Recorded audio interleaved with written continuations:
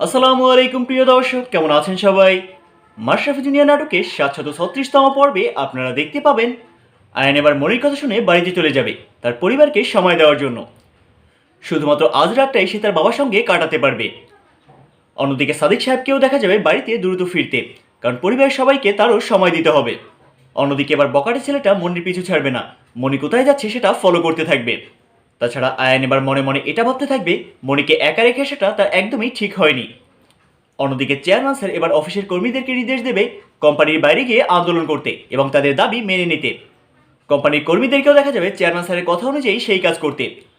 আর ঠিক তখনই রুনয়ন বাইরে গোলমালের আওয়াজ শুনে চেয়ারম্যান স্যারকে ডাক দেবে এবং জিজ্ঞাসা করবে বাইরে কি হচ্ছে। উত্তরে চেয়ারম্যান স্যার বলবে, ম্যাডাম আমি তো কিছুই জানি না।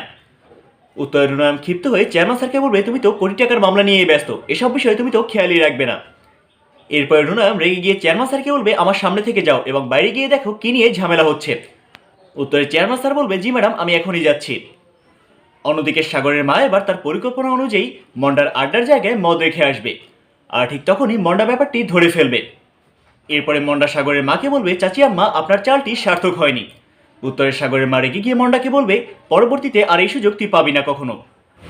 এরপরে সাগরের মাকে দেখা যাবে রাগ করে ওখান থেকে চলে যেতে। সাগরের মা চলে যাওয়ার পর মন্ডা বলতে থাকবে, আপনি আমার কোনো ক্ষতি করতে পারবেন না, আমি সবসময় সজাগ দৃষ্টি রাখবো। প্রিয় দর্শক, এ সকল দৃশ্যই দেখা যাবে ৭৩৬তম পর্বে। মাশরাফি জুনিয়র নাটকের ৭৩৬তম পর্বটি আপনারা দেখতে পাবেন আগামীকাল, মানে ১৩ই মে শনিবার ঠিক রাত ৯টায় দীপ্ত টিভির ইউটিউব চ্যানেলে। মাশরাফি জুনিয়র নাটকের প্রতিটি এপিসোডের অগ্রিম তথ্য ও সময়সূচি সবার আগে জানার জন্য আমাদের চ্যানেলটিকে এখনই সাবস্ক্রাইব করে রাখুন এবং পাশে থাকা নোটিফিকেশন বেল আইকনটি অন করতে একদমই ভুলবেন না।